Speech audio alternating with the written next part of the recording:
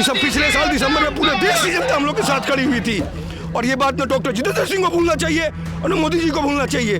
दोबारा से वो जनता फिर से हमारे साथ खड़े हो सकती है। आपको गुमान होगा वोट का, हम वोट बैंक नहीं है। अगर यहाँ पर एक सांसद का बच्चा खड़ा होता और विधायक का बच्चा खड़ा होता तो अब तक ये अटेम्प्ट मिल चुके होते। आपका दर्द हम तब भी समझे थे, अब भी समझ रहे हैं, लेकिन एक हद होती है हर चीज की। मैं चलिए बेरोजगार हूँ, मोदी जी अगर आपके लिए टाइम इज मनी है ना, तो हमारे लिए टाइम इज डायमंड है, समझिए इस बात को। भूखे पेट तो बहुत है मगर रोटी से दूरी है, गले कटवा के भी ना रोना, ये कैसी मजबूरी है। काश यूपीएससी की आत्मा आज जिंदा होती तो वो भी चीख चीख के यही कहती कि कोविड और सीसैट कंपलसरी अटेम्प्ट देना कल भी जरूरी था और आज भी जरूरी है। इस समय हम जंतर मंतर पर मौजूद हैं। लल्लन टॉप को संपर्क किया था यूपीएससी एस्पायरेंट्स ने, तो हम जंतर मंतर पर आए हैं। हमारे साथ कई सारे यूपीएससी के एस्पायरेंट्स मौजूद हैं। इनकी मांग है कि 2020 में कोरोना के दौरान इनमें से कई लोग अटैम्प्ट नहीं दे पाए थे, जिसकी वजह से कईयों की उम्र ज़्यादा हो गई या कईयों के अटैम्प्ट थे जो आखिरी अटैम्प्ट था वो भी खर्च हो गया, तो ये एक एक्स्ट्रा अटैम्प्ट की मांग कर रहे हैं। इसके साथ ही सीसैट को लेकर भी इनकी मांग है कि इस बार जो सीसैट का एग्ज़ाम हुआ था, यूपीएससी प्रीलिम्स के साथ जो सीसैट का पेपर होता है, उसमें कुछ क्वेश्चंस थे जो काफ़ी टफ थे, काफ़ी मतलब सिलेबस के बाहर के भी आए थे, तो उनका सीसैट के एग्ज़ाम को लेकर भी अपनी कुछ मांगे। हम यूपीएससी एस्पायरेंट से बात करेंगे, हम जानेंगे कि उनकी क्या क्या मांगे हैं, क्या क्या समस्याएं हैं। ठीक है, सबसे पहले हम बात करते हैं। तो सबसे पहले आप हमें ये बताइए कि बेसिकली आप लोगों की मांग क्या है। जो कोरोना के दौरान एग्ज़ाम हुआ था यूपीएससी का, उसमें आप लोग अटैम्प्ट नहीं कर पाए थे, या फिर दूसरी आपकी जो एक सीसैट की मांग है, दोनों मांग को अलग अलग पूरा ढंग से समझाइए। हमारी दोनों मांग है सर, और मैं अपने प्रधानमंत्री जी से यही कहना चाहूँगी कि हम लोग युवा हैं और 1 साल से हम लोग यहाँ पे धरना प्रदर्शन कर रहे हैं। ये हमारी उम्र नहीं है यहाँ पे हम लोग आकर के मतलब धरना प्रदर्शन करें, हमारी मांग वो पूरी कर दें, बस हम लोग चले जाएंगे, यही रिक्वेस्ट है। हुआ क्या था बेसिकली 2020-2021 में जो कोरोना के दौरान आप लोग अटैम्प्ट नहीं दे पाए थे, उस वजह से ओवर एज हुए, कई लोगों के अटैम्प्ट थे जो लास्ट अटैम्प्ट वो निकल गए, तो अभी पूरा आप मुझे बेसिकली पूरा समझाइए, जो भी व्यूअर्स हैं उनको समझ में आए कि आपकी असल में मांग है क्या और क्या पूरी चीज़। पहले तो मैं आपको थैंक्स बोलना चाहूँगा क्योंकि आपने लास्ट टाइम भी और हमारी जैसे लड़ाई शुरू हुई तब से आज तक जितने प्रोटेस्ट किए आपने हमारा साथ दिया, इसलिए पहले आपको थैंक्स। एक बात हम कहना चाहते हैं कि 2020 और 21 के जितने भी कोरोना से परेशान छात्र थे उनके लिए आज तक अभी कोई भी कंपेंसेशन अटेम्प्ट नहीं दिया हुआ है। तो क्यों नहीं दिया हुआ है? हर बार जब हम जाते हैं हमारे एग्जीक्यूटिव साहब को जितेंद्र सिंह से बात करने के लिए, तो वो बोलते हैं कि इट इज़ नॉट फिजिबल। तो इट इज़ नॉट फिजिबल का मतलब क्या है? तो उनको नहीं मैं दे नहीं सकता, आप कोर्ट में चले जाओ। तो कोर्ट में चले जाते हैं हम, उस कोर्ट में 3 केस होता है और हर बार यही बोला गया कि show some leniency toward the UPSC aspirant. अगर ये कहने के बाद भी approach to the appropriate authority, जो अरिजीत शुक्ला का केस है, जो पहला वाला रचना केस था, उसमें बोला गया था अरे भाई ये एग्जीक्यूटिव का कंप्लीट डिस्क्रिप्शन है। तो अगर कोर्ट भी कह रही है all India services rule, civil services rule सबको क्रॉस चेक किया, हर एक रूल्स रेगुलेशन को क्रॉस चेक किया, फिर भी कहीं भी इनको रोका नहीं है किसी ने। और दूसरी बात है कि रिजिड बॉडी है यूपीसी, कॉन्स्टिट्यूशनल बॉडी है। अरे भाई डेमोक्रेटिक वेलफेयर स्टेट में रहते हैं, हमारी भी कुछ उम्मीदें हैं। कोरोना 100 साल में एक बार आया था, 18 से ज़्यादा स्टेट को रिलैक्सेशन दिया, एज में भी दिया, अटेम्प्ट में भी दिया। आपने सुप्रीम कोर्ट में जाके बोला था जितेंद्र सिंह जी ने कि as a DOPT minister what is your stand, तो उन्होंने कह दिया था कि you will have the another chance for the exam if you are getting infected. और बात अगर घर में कोई किसी की मौत भी हो जाती है और जब नोटिफिकेशन निकलता है तो कुछ भी नहीं, और फिर बोलते कि it is not feasible. 10 bar parliament में इशू रेज किया, वहाँ से पार्लियामेंट से मोर देन 100 MPs के साथ हमारी मुलाकात हो गई। सबने डिपार्टमेंट स्टैंडिंग कमेटी का एक जो रिपोर्ट होता है 112वां, उसमें रिकमेंड कर दिया कि भाई दे दो, सबको दे दो। और जो डीओपीटी मिनिस्ट्री SCC GD का एग्जाम होता है वहाँ, वो भी डीओपीटी मिनिस्ट्री के अंदर है, वहाँ इमीडिएट नोटिफिकेशन भी आता है कि चलो 3 साल का एज रिलैक्सेशन, 3 साल अटेम्प्ट। तो इसका मतलब क्या है? यानी कि आप उनको दे रहे हो, तो यूपीएससी को सिर्फ दिखाना है कि नहीं वी आर रिजिड। अरे भाई डेमोक्रेटिक वेलफेयर स्टेट नाम की संकल्पना है कि नहीं कुछ? आप हमारी बात सुनिए ना। अगर डिपार्टमेंट स्टैंडिंग कमेटी बोल रही है, यानी कि आपके सामने बैठने वाला कैबिनेट मिनिस्टर बोल रहा है, आपके सामने बैठने वाले रूलिंग पार्टी बीजेपी के मिनिस्टर हमारे लिए आपको लिख रहे हैं, तो फिर भी आप नहीं सुन रहे। हमारा मानना इतना है कि हमारी कोई भी दूसरी जो कंटेंशियस मुद्दे होते हैं, हमें रिजर्वेशन चाहिए या कुछ अलग चीज़ चाहिए, वो हम मांगे नहीं, एक मौका चाह रहे एग्ज़ाम देने का, क्योंकि परेशानी हुई है और सबको हुई है। मैं अकेला नहीं हूँ, सबको हुई है। यहाँ हर साल आपको पता है कि 10 लाख फॉर्म भरते हैं, तो उनके सबके लिए तो कोविड था। यहाँ बता दे बाकी लोगों ने नहीं क्या क्वालिफाई किया। अरे इसका मतलब क्या है? अगर इस बंदे को कोविड है ओके, और ये बंदा अगर डॉक्टर है वो कोविड वालों को बचा रहा है, अगर ये एग्ज़ाम नहीं फोकस कर पाया, इसका ये गलती है, इसका गुनाह है ये, तो बात वही है। कोविड के दौरान क्या आप ड्यूटी पर थे, इस वजह से आप एग्ज़ाम नहीं दे पाए? हाँ, मैं 1.5 साल ड्यूटी पे था और उस वक्त हमने छुट्टी के लिए एप्लीकेशन भी दिया हुआ था, लेकिन कोविड वॉरियर्स की वजह से वो हमारी छुट्टी है वो मंजूरी नहीं हो पा रही थी, तो उसकी वजह से भले ही एग्ज़ाम 3 महीने डिले हुआ हो, लेकिन हम तैयारी नहीं कर पाए थे, तो हमारे दोनों अटैम्प्ट वेस्ट हो गए थे। आपके अटैम्प्ट वेस्ट हुए, एज अभी आपकी है पर आपके अटैम्प्ट पूरे कंप्लीट हो गए। हाँ, उसकी वजह तो आपकी वही मांगे कि एक आपको कंपनसेटरी अटैम्प्ट मिले। और कोविड में तो हम देखते हैं कि कितने सालों बाद बीमारी आई थी, पूरा देश में नहीं पूरे वर्ल्ड में ऐसा हुआ था, और मेरे साथ मेरे सीनियर 2-3 लोग तो एक्सपायर भी हो गए थे काम करते करते, डॉक्टर्स भी। नहीं तो एक जो दूसरी मांग है सीसेट, इसकी क्या मांग है?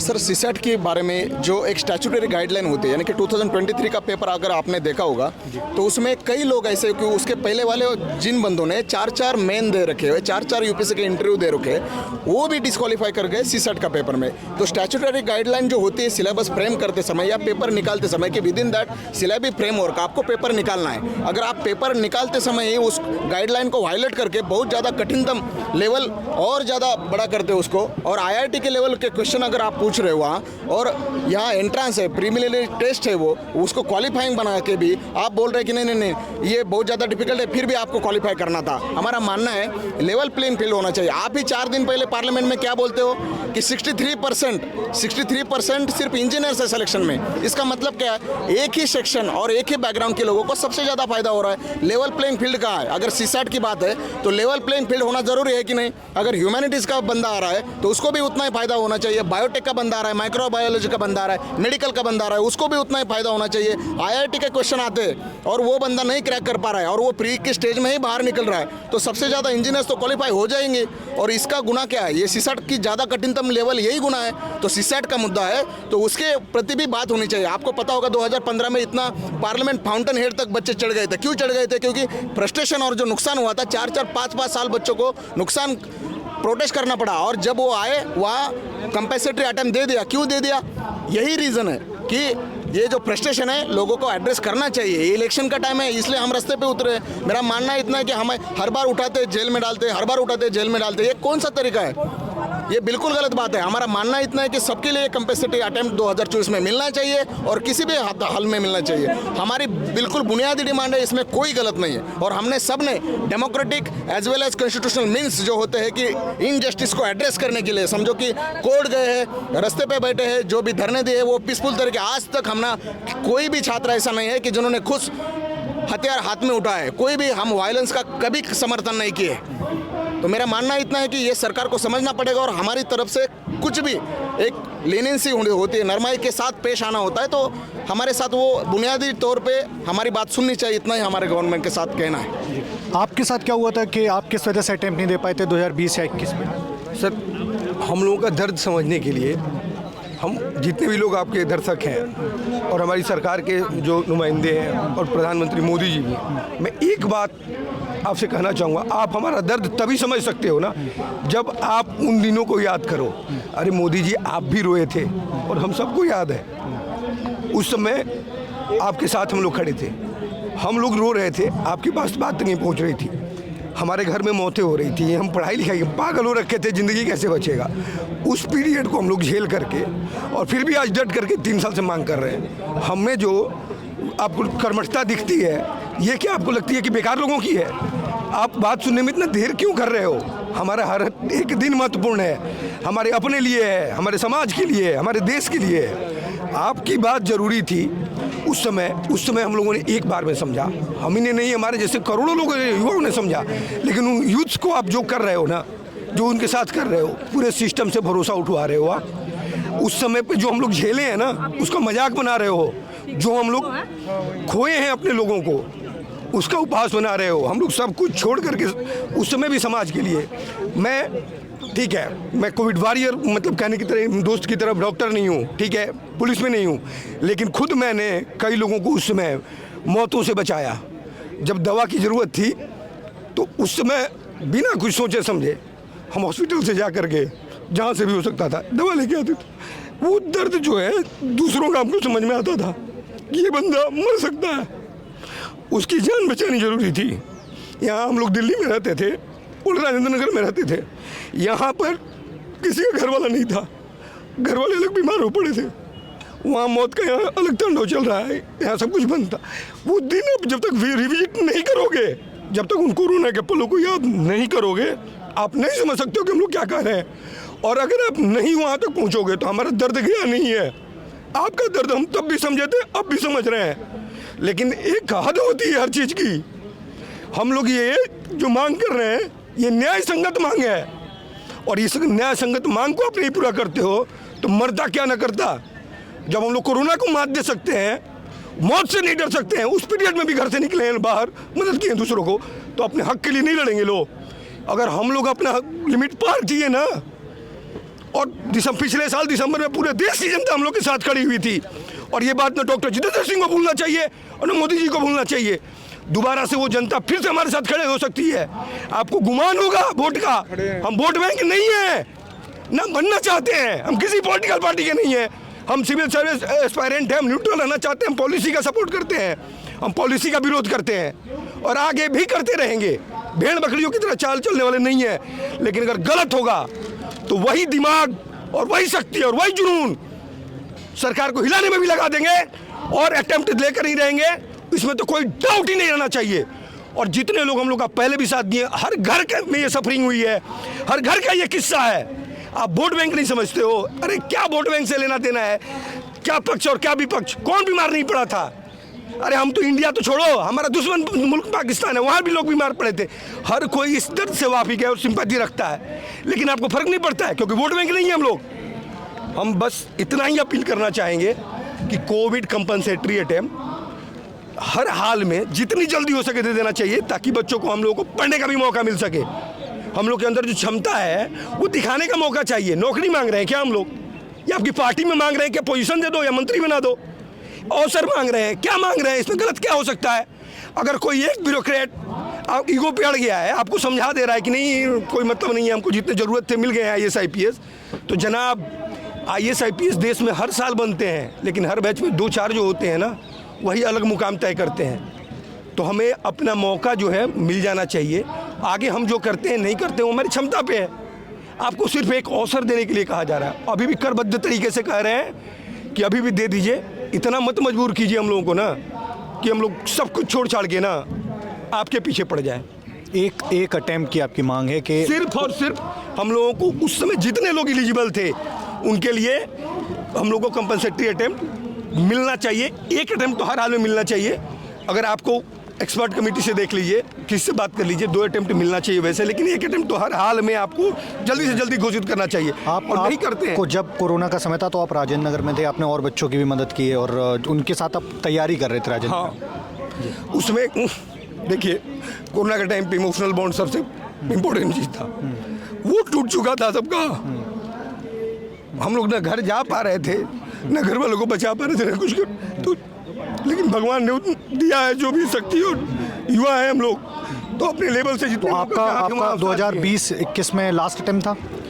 मेरा 22 में लास्ट अटेम्प्ट था। 20 और 21 जो पीरियड है सर्विस के बाद मैं छोड़ करके यहाँ पे आया था। कौन सी किस सर्विस में थे आप? रेलवेज में था मैं, सिग्नल एंड टेलीकॉम इंजीनियर। जिंदगी में हर किसी का अपना लक्ष्य होता है। लक्ष्य मानते हैं कि हर साल कुछ ना कुछ एक्सेप्शन होता है, सबका ध्यान नहीं रखा जा सकता, लेकिन जब क्राइसिस इन सेंचुरी ये दुनिया का हर आदमी मानता है, WHO मानता है, हमारी भारत सरकार मानती है, और उसको भी लेकर के आप कहोगे कि एक्सेप्शन है, छोड़ दिया जाए।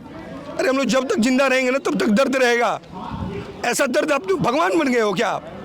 अब होगा वही जो श्री कृष्ण जी गए थे कौरवों को समझाने की, और क्या बोला था उन्होंने कि जो भी कि 5 गांव भी दे दो उनका हक का, वो भी नहीं मिला। तो हम लोग एक अटेम्प्ट हर हाल में हर बच्चे को मिलना चाहिए। अगर एक अटेम्प्ट भी नहीं मिलता है तो फिर वही श्री कृष्ण जी का कहा हुआ मैं भी कहना चाहूँगा, याचना नहीं अवरण होगा, जीवन होगा या मरण होगा, जो भी होगा ना, हम लोग वेट कर रहे हैं केवल और केवल अगले 20 से 25 दिनों का। अगर से 20 से 25 दिनों में कुछ नहीं हुआ ना तो यहाँ किसी चीज़ से डर नहीं लगता है। नौकरी 5 पहले भी रिजाइन कर चुके हैं, कोई डर नहीं लगता है।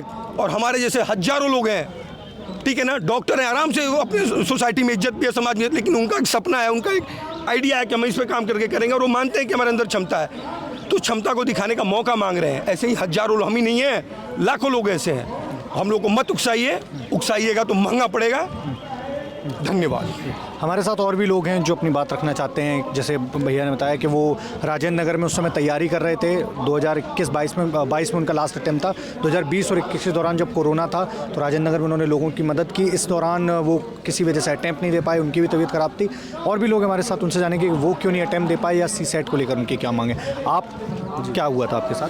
जी, पिछले 2017 से हम UPSC का एग्ज़ाम दे रहे हैं। 2023 मेरा लास्ट अटेम्प्ट था जी। हम लोगों में से बहुत सारे लोग अपना PT। नाम क्या आपका?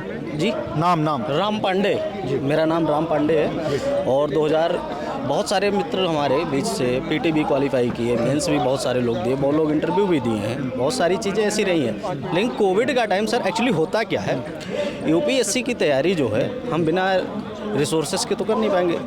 कोविड के टाइम पे जहाँ पे पूरा भारत बंद था, भारतीय रेल ठप पड़ी हुई थी, हमारी इकोनॉमी पूरी ठप पड़ गई थी, सारी चीज़ें जब इतनी अव्यवस्थित थी उसमें देश में, तो UPSC जैसे एग्ज़ाम को, प्रीलिम्स एग्ज़ाम को, मेंस एग्ज़ाम को क्रैक करने के लिए बहुत सारे रिसोर्सेज की ज़रूरत पड़ती। वो रिसोर्सेज अगर कहीं कोई रिमोट एरिया में बैठा हुआ है, कोई गाँव में बैठा हुआ है, वो स्टूडेंट्स कैसे उस चीज़ को कवर कर पाएगा? जो जहाँ था वो वहाँ फंसा रह गया था। जो जहाँ है वो वहीं रह गया सर। उस समय तो ऐसी इतनी बड़ी विडंबना थी। तो मेरा रिक्वेस्ट सरकार से, मैं सरकार के खिलाफ नहीं हूँ, किसी संस्था के खिलाफ नहीं हूँ, मेरा सरकार से एक रिक्वेस्ट है कि किसी भी तरीके से हमको कोविड पैंडेमिक की वजह से जो इतना बड़ा विध्वंस हुआ है हम लोगों का तो सर पूरा कैरियर ही खत्म हो गया, अटेम्प्ट खत्म हो गए, कोई परिवार साथ नहीं दे रहा, समाज साथ नहीं दे रहा, ताने मारे जा रहे हैं हम लोगों को, बहुत सारी दिक्कतें हम लोगों को है। और यहाँ धौलपुर हाउस में बैठे हुए ये हिटलर और मुसोलिनियों को कोई फर्क नहीं पड़ता है।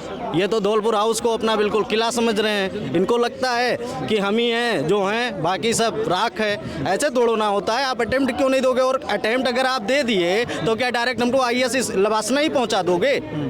अटेम्प्ट आप दोगे, हम तैयारी करेंगे एग्जाम को, हम 3 चरणों को क्वालिफाई करेंगे, तभी तो हम IAS बनेंगे। हम ये तो कह नहीं रहे कि आप अटेम्प्ट हमको दे रहे हो तो इसका मतलब ये थोड़ा ना होगा कि डायरेक्ट हमको ट्रेनिंग पे भेज दे रहे हो। हमारा ऐसा तो है नहीं कि हमारा वहाँ पे टैलेंट नहीं चेक होगा। इसलिए हमारा सरकार से, DOPT से, UPSC वालों से भी ये हमारा एक रिक्वेस्ट है कि हमको 2024 में, और सर टाइम 2024 के लिए नहीं बचा है, जितना जल्दी हो सके इस चीज़ को गैजेट करना बहुत ज़रूरी है। दूसरी चीज़, एक मुद्दा और भी हमारा पैरेलल जो चल रहा है CSET को लेकर। 2023 में जितना बड़ा ब्लंडर हुआ है वो आपके चैनल वालों को भी पता है, सारी चीज़ पता है, ठीक है। इस तरीके के CSET में आप लिख देते हो कि 10th स्टैंडर्ड के सवाल हम पूछते हैं, वहाँ पर आप कैट का एग्ज़ाम जो है उसका सीधे IIT और कैट के एग्ज़ाम्स के न्यूमेरिसी के सवाल आप पूछ रहे हो। ये मतलब 10th स्टैंडर्ड लिख के कितना बड़ा वो है। दूसरी चीज़, आप एक यूनिफॉर्म वो कर दीजिए एजुकेशन सिस्टम, आप हटा दीजिए, सारे स्टेट बोर्ड को हटा दीजिए, सब कुछ एक बोर्ड कर दीजिए। आपका ये नहीं पता है कि 10th स्टैंडर्ड आपका है कौन सा, करिए। कोई प्राइमरी में कोई बच्चा गांव के प्राथमिक विद्यालय से पढ़ के आया है, वहाँ के गवर्नमेंट स्कूल से पढ़ के आया है, कोई बच्चा वहीं उसी डिस्ट्रिक्ट में वहाँ के टॉप CBSE और ICSE बोर्ड से पढ़ के आया हुआ है। कंपटीशन कैसे होगा? आप इंक्लूसिविटी की बात करते हैं तो वो चीज़ें कहाँ आपकी दिखाई दे रही हैं? इतनी सारी चीज़ें, इतना सारा वो है, क्या बोला जाए इनको? नहीं सही। आप के साथ क्या हुआ था? आप अटेम्प्ट के लिए या फिर CSET, किसके लिए मांग कर रहे हैं? हम दोनों के लिए सर मांग कर रहे हैं, ठीक है। क्योंकि अगर आप देखें 5-6 सालों से ही UPSC का जो ट्रैक रिकॉर्ड रहा हुआ है कि उनके ऊपर सवाल उठाए नहीं जाते हैं, एंड उन्होंने वाकई वो स्टेटस मेंटेन करी हुई है। लेकिन कुछ समय से ये दिखाई देता है कि आज देश में आपके फ्रीडम ऑफ एक्सप्रेशन को, आपके बोलने के हक पे इतनी सारी रिस्ट्रिक्शंस आ गई है कि आप उसके सवाल भी नहीं खड़े हो सकते। उसमें से अभी UPSC भी जैसी संस्था एक्सेप्शनल नहीं रह चुकी है, इसके ऊपर भी सवाल खड़े किए जाएंगे। तो ये कोविड वाला जो अटेम्प्ट है, नो डाउट ये सबके लिए बहुत बुरा था, लेकिन इसके ऊपर भी UPSC हो या सरकार हो, किसी ने भी उसके ऊपर कंपैशनेट क्विक डिसीजन लिया ही नहीं है और वो एग्जीक्यूट नहीं हुआ है। आपने कोविड के टाइम में अटेम्प्ट नहीं दे पाया था, कौन सा अटेम्प्ट था तब आप? जी, मैंने कोविड में अटेम्प्ट दिया था, लेकिन वो डिसीजन लेना अपने आप में ही बहुत चैलेंजिंग था, क्योंकि भले एग्ज़ाम पोस्टपोन हो गई हो, लेकिन आपके घर वालों को कोविड हुआ था, आपकी इतनी सारी रिलेटिव्स उन डेथ बेड पे थे, उनके लिए इतना मेहनत करना पड़ता था। ये सब सिचुएशन में कौन कैसे पढ़ाई कर सकता है? Forget about the frontline workers, हमारे अगर आप वो भी नहीं हो तो भी कितने सारी दिक्कतों से आप गुजरते हो। इस पूरे सिचुएशन में आप कहते हैं कि आपके देश की सबसे बड़ी एग्जाम दी जाए और आप क्लियर कर जाओ।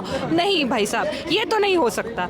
एटलीस्ट आपको उतना कंसिडरेशन मिलना चाहिए जहाँ की आपको सही ढंग से एक्चुअल विद्यार्थी वाले वातावरण से आप पढ़ो और उसको आप अटेम्प्ट करो।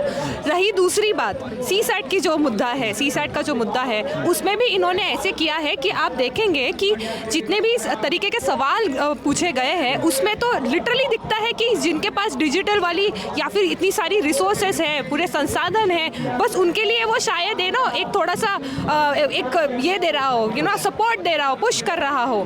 तो आप बताइए, अगर ये एग्ज़ाम अगर देश का हर एक सामान्य से सामान्य एक छात्र दे सकता है, तो फिर ये एग्ज़ाम का पैटर्न ऐसा क्यों रिफ्लेक्ट हुआ दिखाई देता है कि एक गिने चुने वर्गों को ही ये आपको प्रोत्साहन कर रहा है। और रही बात महिला छात्रों की, तो यूपीएससी में इस रिफॉर्म्स की कमियां हैं कि ये लोग महिला छात्रों के लिए अलग से आपका कट ऑफ नहीं डिक्लेयर करते, वो वहाँ उनके लिए सीट्स नहीं आती है, जहाँ की हर एक स्टेट पीसीएस ने ये पूरे रिफॉर्म्स ला चुके हैं। तो यूपीएससी क्यों नहीं अपने फेडरल स्टेट से क्यों नहीं वहाँ से सीख लेती है और अपने एग्जाम के पूरे पैटर्न में चेंज लाती है? तो अगर यूपीएससी पे सवाल नहीं किए गए या फिर इनके रॉन्ग डूइंग पे सवाल नहीं किए गए, तो ये कभी भी सवाल है ना उठाए नहीं जाएंगे और पीछे आने वाले पूरे यूथ को ये पूरा ये सहन करना पड़ेगा। तो वो कहते हैं ना, राजा ने कहा रात है, रानी ने कहा रात है, मंत्री ने कहा रात है, तंत्री ने कहा रात है, ये बस सुबह सुबह की बात है।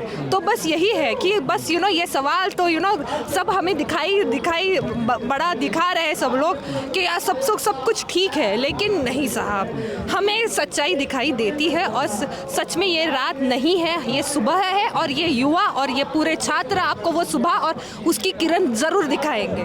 तो यही बात है जो हम आपको पूरा कह रहे हैं। एक आखिरी बात इतना ही कहना चाहेंगे कि जब भी प्रोटेस्ट किए हैं, ओके, तो 10 बार हमें उठाते हैं, पुलिस स्टेशन में डालते हैं, मारते हैं और छोड़ देते हैं। हमारा मानना इतना ही कि ये कब तक करना है, हमारी बात नहीं सुननी है और सिर्फ उठाना है, मारना है, छोड़ना है, उठाना है, मारना है, छोड़ना है। हम गुंडे नहीं हैं, ये बिल्कुल गलत बात है। अगर हम सुप्रीम कोर्ट में 3 साल से जा रहे हैं, हम मिनिस्ट्री आ रहे हैं, हम हर एक सांसद के पास जा रहे हैं, हम डिपार्टमेंट स्टैंडिंग का कमेटी का रिपोर्ट अपने फेवर में रहा है, आपके बाजू में बैठने वाला कैबिनेट मिनिस्टर बता रहे हैं आपको कि इनको दीजिए, क्या दिक्कत है।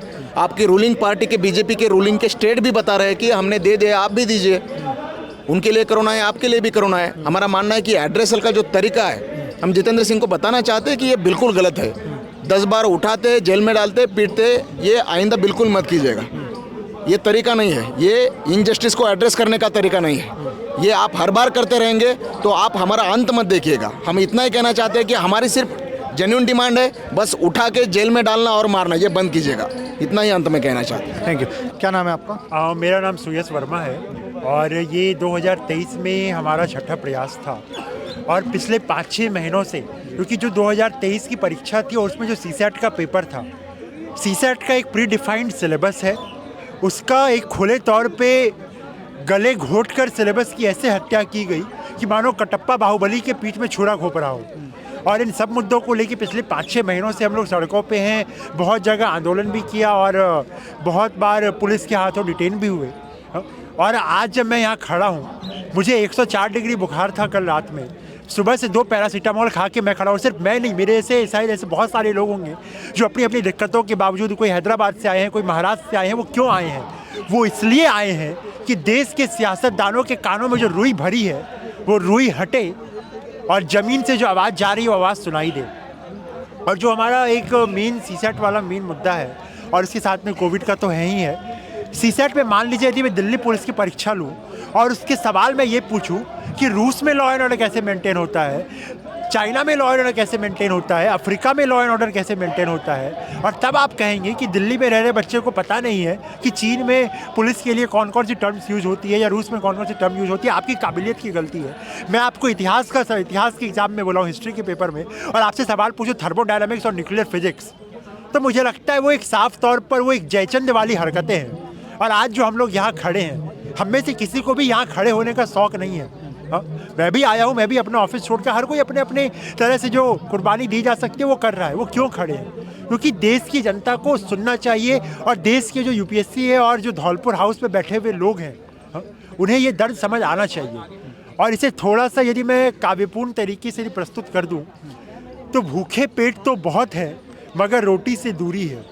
भूखे पेट तो बहुत है मगर रोटी से दूरी है। गले कटवा के भी ना रोना, ये कैसी मजबूरी है। काश यूपीएससी की आत्मा आज जिंदा होती तो वो भी चीख चीख के यही कहती कि कोविड और सीसैट कंपनसेटरी अटेम्प्ट देना कल भी जरूरी था और आज भी जरूरी है। आज भी। धन्यवाद। मैम, आप कहाँ से आई हैं? सर मैं इलाहाबाद से बिलोंग करती हूँ। सबसे पहले मैं ललन टॉप का धन्यवाद करना चाहूँगी कि आप लोगों ने हमारी मजबूरियों को समझा और यहाँ पर हमें कवर करने आए। सर मैं आपकी बात को मतलब इस पूरे मुद्दे को 3 क्वेश्चन पे सिमेटना चाहूँगी। पहला मुद्दा है कंपनसेटरी अटेम्प्ट का, दूसरा है यूपीएससी रिफॉर्म का, तीसरा है हम वुमेन रिजर्वेशन का। सर अगर मैं बात करूँ कंपनसेटरी अटेम्प्ट की, तो ये आज एक पहला दिन नहीं है, 2020 से ये बातें चली आ रही हैं। आज जब मैं जंतर मंतर में प्रवेश कर रही थी तो यहाँ पे छोले कुलचे मिल रहे थे, कड़ी चावल मिल रहा था। तब से ये आंदोलन चल रहा है जब यहाँ पर एक बोतल पानी भी नहीं मिल रहा था। तो आप समझ के देखिए कि वो कौन सा दौर था, है ना। पर आदरणीय मोदी जी को ये बात बिल्कुल समझ में नहीं आती। सर बात मुद्दे की नहीं है। अगर यहाँ पर एक सांसद का बच्चा खड़ा होता और विधायक का बच्चा खड़ा होता तो अब तक ये अटेम्प्ट मिल चुके होते। ये नई बात नहीं है। बात है यहाँ पे मध्यम वर्गीय परिवार खड़ा है, बात है यहाँ पे रोड पे चढ़ने वाली एक बेटी खड़ी है। मोदी जी बातें पेपर में निकालने से नहीं होती हैं। आप आर्थिक मंदी से नहीं गुजर पा रहे हैं, आप बताते हैं कि आर्थिक मंदी से देश गुजर नहीं पा रहा। समझो समझो समझो, हम किस मानसिक हालत से गुजर रहे होंगे, कभी आपने समझा? आपने समझा एक बेटी को कैसे पढ़ने के लिए भेजते हैं? आपने समझा कि एक बच्चे को कैसे भेजते हैं? लड़कों पे भी दमदारी होती है घर संभालने की।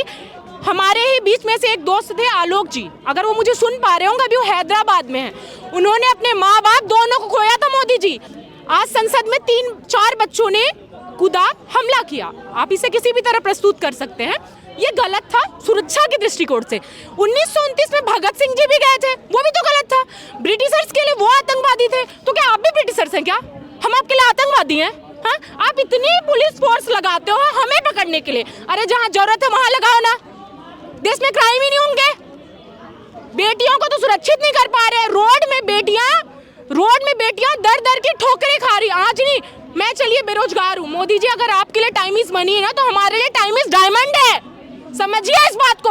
आपको डीओपीटी मिनिस्टर की बात समझ में आती है, आपको इतने बड़े सुप्रीम कोर्ट की बात समझ में नहीं आती है। उन्होंने कहा हमारे एथिक्स के पेपर में एम्पैथी वर्ड है, आपको एम्पैथी समझ में नहीं आती। मोदी जी आप जहाँ जाते हैं रोते हैं, हमारा रोना नहीं दिख रहा है क्या? हम बच्चे नहीं है क्या? आपको हमारा रोना नहीं दिखता है? कैसे रोए? वो गलत है, क्योंकि आपके पास पावर है, आपके पास विशेषाधिकार है, हम बच्चों के पास नहीं है। क्यों? क्योंकि हम आपके लिए वोट बैंक नहीं है। मोदी जी ने 2014 से अब तक अगर कोई रिफॉर्म किया है तो मेरी नजर में एक ही रिफॉर्म किया, हिंदू मुस्लिम रिफॉर्म किया है, और बेरोजगार बढ़ाओ, युवा शक्ति बढ़ाओ, रोड में भीख मंगवाओ, यही रिफॉर्म किया है। मोदी जी हाथ जोड़ के निवेदन करते हैं, बच्चों की बातें सुनिए, बच्चों की तरह सुनिए, और अपने मन की बात की बजाय कभी कभी बच्चों के भी मन की बात सुनिए। सर यहाँ पे 28 राज्य से बच्चे रिप्रेजेंट कर रहे हैं, ठीक है। Right now I live in Mukherjee Nagar. बच्चों को डिटेन कर लिया जाता है, कैसे आए रोड पे? हमें ये भी डर होता है हमारी माताएं ना देखे, हमारे दोस्त ना देखे। मैं कितने लोगों छिप के आई हूँ, भले लोग देखे, लेकिन क्या करें सर, रोटी खाना है ना, तो उसके लिए पेट तो जलाना ही होगा, इसीलिए यहाँ पे आए।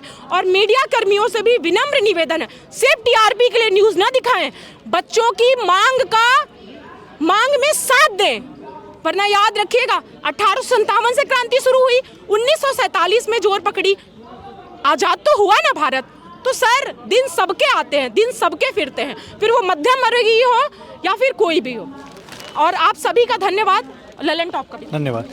तो जैसा कि आपने सब देखा कि सबकी मांग है कि 2021-2020 में जो कोरोना के दौरान यूपीएससी का एग्ज़ाम हुआ था तो उसमें से कई लोग अटैम्प्ट नहीं दे पाए थे, कई लोग जिन्होंने अटैम्प्ट दिया भी चूँकि हालात उस समय ऐसे थे तो लोग कहीं जा नहीं पा रहे थे, तैयारी नहीं सही से कर पा रहे थे, तो वो अटैम्प्ट एक तरीके से वेस्ट हो गए। तो उनके लिए जो 2 अटैम्प्ट हैं उनकी वो मांग है, 2 नहीं तो एटलीस्ट 1 अटैम्प्ट तो मिलना ही चाहिए 2024 में जो यूपीएससी का एग्ज़ाम होगा। दूसरी उनकी मांग है सीसेट को लेकर के, सीसेट का जो 2023 में पेपर हुआ था प्रीलिम्स के साथ, उसमें जो एक लेवल होना चाहिए क्वेश्चन पेपर का वो काफ़ी ज़्यादा था। आईआईटी और आरोप है छात्रों को आईआईटी और कैट के लेवल तक के, जेई कैट तक के लेवल के सवाल आए हुए थे। तो ये दूसरी मांग है कि सीसेट का भी पूरा एक रिवीजन होना चाहिए उनके सिलेबस को लेकर। तीसरी मांग वुमेन रिजर्वेशन को लेकर, इसी को लेकर लगातार लोग प्रोटेस्ट कर रहे हैं। इससे पहले भी लल्लन टॉप ने कवर किया था जब छात्र प्रोटेस्ट कर रहे थे। आगे भी हम आपके साथ जुड़े रहेंगे, आपको खबर दिखाते रहेंगे। हमारे साथ जुड़ने के लिए धन्यवाद। मेरा नाम है उदय भटनागर, आप देख रहे हैं दी लल्लन टॉप।